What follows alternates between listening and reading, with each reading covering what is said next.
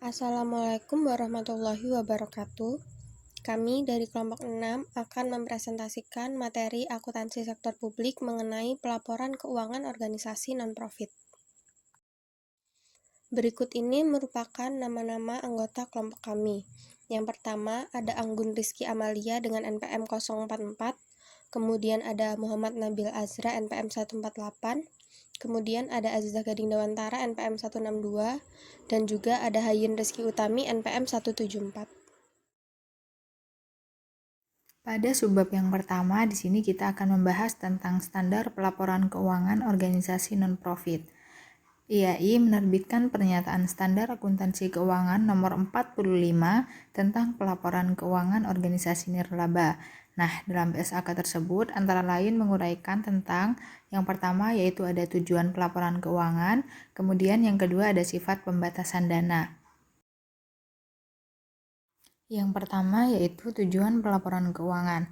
PSAK nomor 45 memberikan pengertian tujuan laporan keuangan organisasi nirlaba adalah untuk menyediakan informasi yang relevan untuk memenuhi kepentingan para penyumbang, anggota organisasi, kreditur, dan pihak lain yang menyediakan sumber daya bagi organisasi nirlaba.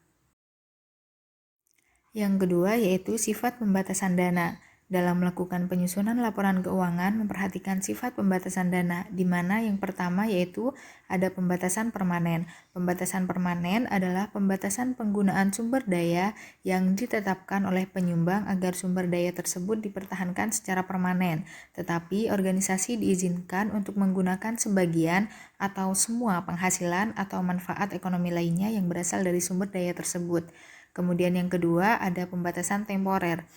Pembatasan temporer adalah pembatasan penggunaan sumber daya oleh penyumbang yang menetapkan agar sumber daya tersebut dipertahankan sampai dengan periode tertentu atau sampai dengan terpenuhinya keadaan tertentu.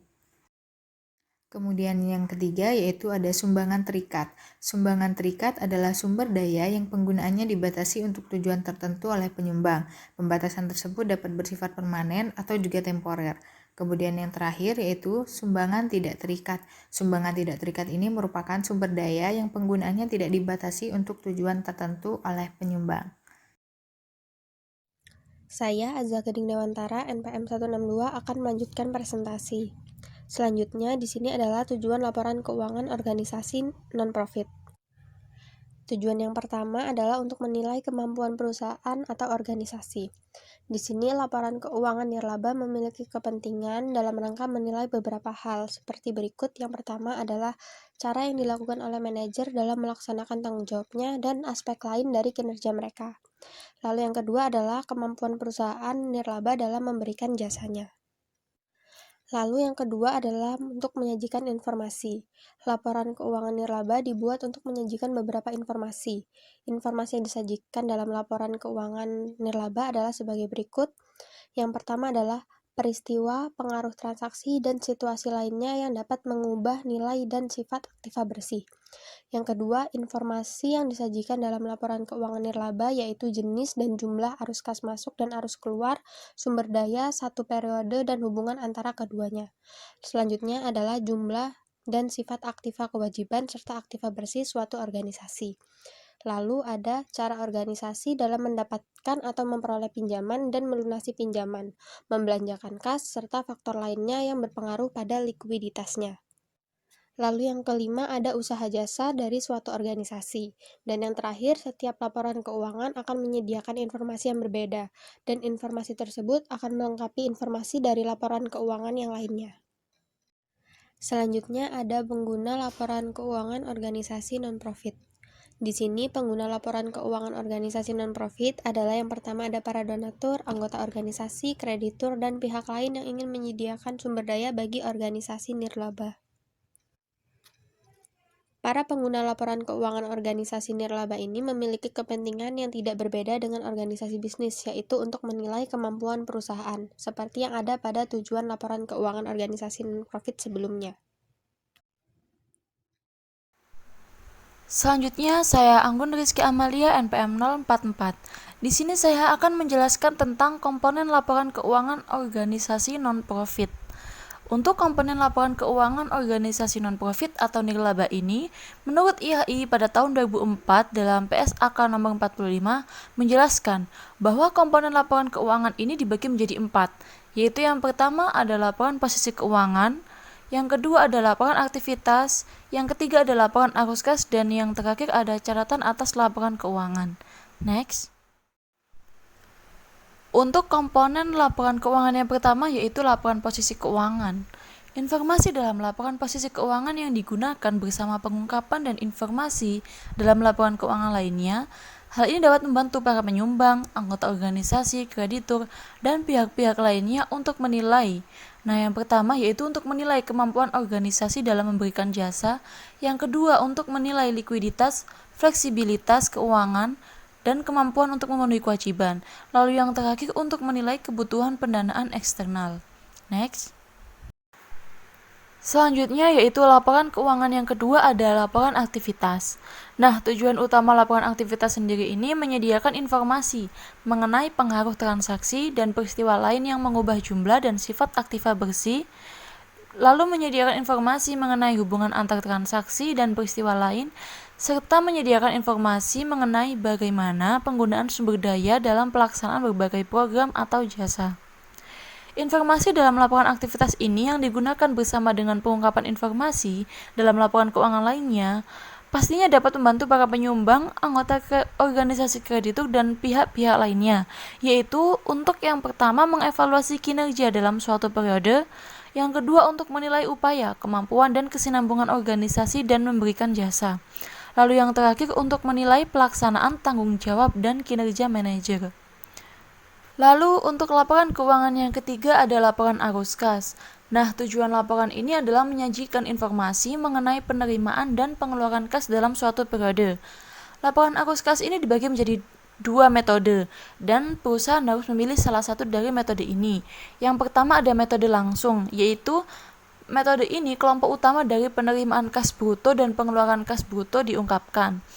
Lalu, jika metode tidak langsung, metode ini laba atau rugi bersih disesuaikan dengan mengkoreksi pengaruh dari transaksi bukan kas, penangguhan atau akrual dari penerimaan atau pembayaran kas untuk operasi di masa lalu dan di masa depan, serta unsur penghasilan atau beban yang berkaitan dengan arus kas investasi atau pendanaan. Next. Lalu yang terakhir, catatan atas laporan keuangan.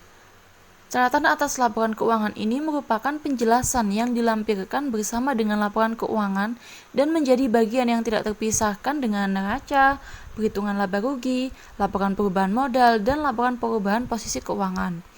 Pada catatan atas laporan keuangan ini memuat 5 hal, yaitu yang pertama, informasi umum mengenai lembaga, yang kedua, kebijakan akuntansi yang digunakan dalam penyusutan laporan keuangan, yang ketiga, hal tentang penjelasan dari setiap akun yang dianggap memerlukan rincian lebih lanjut. Yang keempat, kejadian setelah tanggal neraca. Dan yang terakhir, hal-hal tentang informasi tambahan lainnya yang dianggap perlu, baik itu bersifat kuantitatif maupun kualitatif. Baik, selanjutnya klasifikasi aktiva bersih. Yang pertama ada aset bersih tidak terikat. Aset bersih jenis ini umumnya meliputi pendapatan dari jasa, penjualan barang, sumbangan, dan hasil investasi. Dikurangi beban untuk mendapatkan pendapatan tersebut. Batasan terhadap aset bersih tidak terikat dapat berasal dari sifat organisasi, lingkungan operasi, dan tujuan organisasi yang tercantum dalam akte pendirian, serta dari perjanjian kontraktual dari pemasok, kreditur, dan pihak luar yang berhubungan dengan organisasi. Lalu yang kedua, aset bersih terikat temporer. Pembatasan temporer ini bisa dilakukan terhadap sumbangan berupa aktivitas operasi tertentu, investasi untuk jangka waktu tertentu, penggunaan selama periode waktu tertentu di masa depan, pemerolehan aset tetap. Informasi jenis pembatasan ini dapat disajikan sebagai unsur terpisah dalam kelompok aset bersih terikat temporer.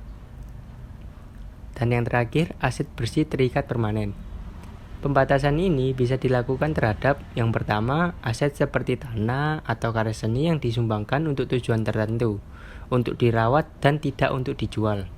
Lalu yang kedua, aset yang disumbangkan untuk investasi yang mendatangkan pendapatan secara permanen.